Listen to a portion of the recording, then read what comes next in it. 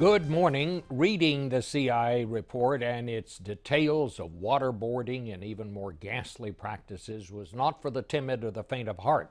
And Republican Senator John McCain, who was a prisoner of war for 5.5 years in Vietnam, brings a unique perspective.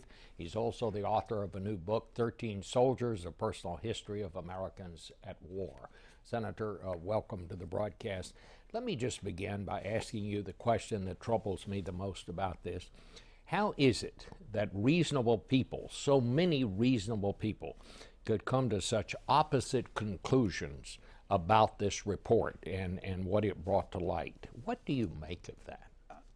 I make of it a whole range of motives from people who were so understandably alarmed and angered by the attacks of 9/11 that their first motivation is do whatever's necessary to make sure there's never again a repetition and some revenge there. Obviously, all of us felt that.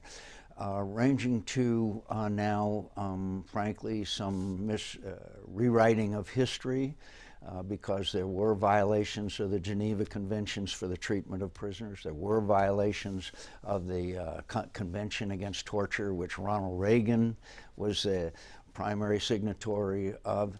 And I think in retrospect, some of these practices fly in the face of everything that America values and stands for. So, as far as I know, you are the only Republican who thought it was a good thing to make this report public.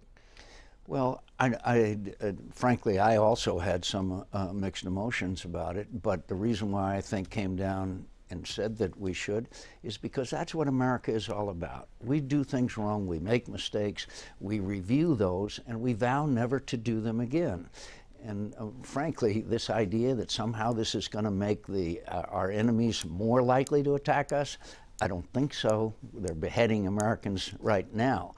So that part of it I dismiss. But what we need to do is come clean, we move forward, and we vow never to do it again. That's what we did after Abu Ghraib, and that's what we've done after other times in our history. We're not a perfect nation, but we are a nation that acknowledges our mistakes and we move forward, and we are not going to be inhumane. Do you believe the CIA misled the Congress over what it was doing? I don't know that much about it because I was not on the Intelligence Committee in that aspect, but I do know that I had meetings with both the Vice President of the United States and General Hayden, and extended meetings where there was vigorous discussion, and I said, these things are torture. They're in violation of the Geneva Conventions and the Convention Against Torture.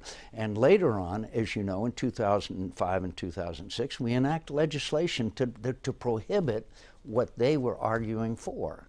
And Bob, some of these, you cannot, I don't know how, I urge everyone to just read the report. These are the communications within the CIA as to what happened.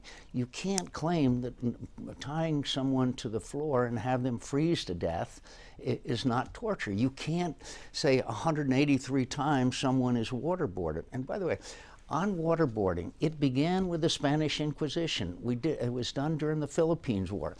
We tried and hung Japanese war criminals for waterboarding Americans in World War II. But here's the thing. The Vice President, Dick Cheney, says that these things worked, that we had to do it, and they worked. Do you think they worked? You know, that's first of all, I think we've established that it was torture. That's the big second question. Let me tell you, General Petraeus, there's no man alive military leader that I respect more than General Petraeus. Quote, while we are warriors, we are also human beings.